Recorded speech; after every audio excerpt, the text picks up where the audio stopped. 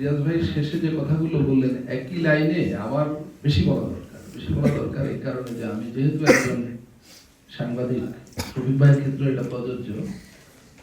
আর যদিও সরাসরি সংবাদ মাধ্যমের সঙ্গে কাজ নয়, কিন্তু এমন একটা এজেন্ডা নিয়ে যে কাজে যুক্ত হয়েছিলাম, আমাকে যুক্ত করা হয়েছিল, যে কাজটার সঙ্গে সংবাদ মাধ্যমের সংবাদ কর্মীদের খুব নিবিড় একটা কাজের সম্পর্ক তৈরি হয়েছিল গত 1 বছরেরও বেশি সময়ে।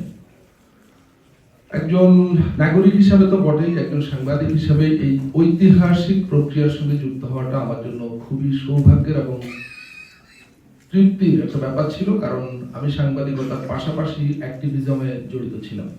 আমি এখন মাইক্রোফোনটা নিলাম এই সুযোগটা নেওয়ার জন্য যে আমি প্রতি মুহূর্তে অনুভব করি যে আমার ভাই বোনেরা যারা সাংবাদিকতার সূত্রে আমাদের এই কাজের সঙ্গে যোগাযোগ করেছিলেন, যুক্ত হয়েছিলেন, তাদের অনেকেরই টেলিফোন কল অনেক সময় আমি ধরতে পারিনি। পরবর্তীতে কাউকে হয়তো কল ব্যাক করে কথা বলেছি, কিংবা অনেক বেশি সময় নিয়ে কথা বলতে পারিনি।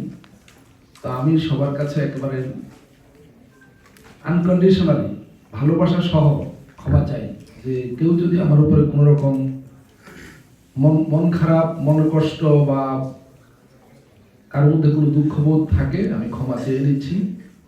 আমি আপনাদেরই লোক, আপনাদের হয়েই একটা ঐতিহাসিক কাজের সঙ্গে সম্পর্কিত যুক্ত হয়েছিলাম, আবার আপনাদের কাছেই ফিরে আসছি।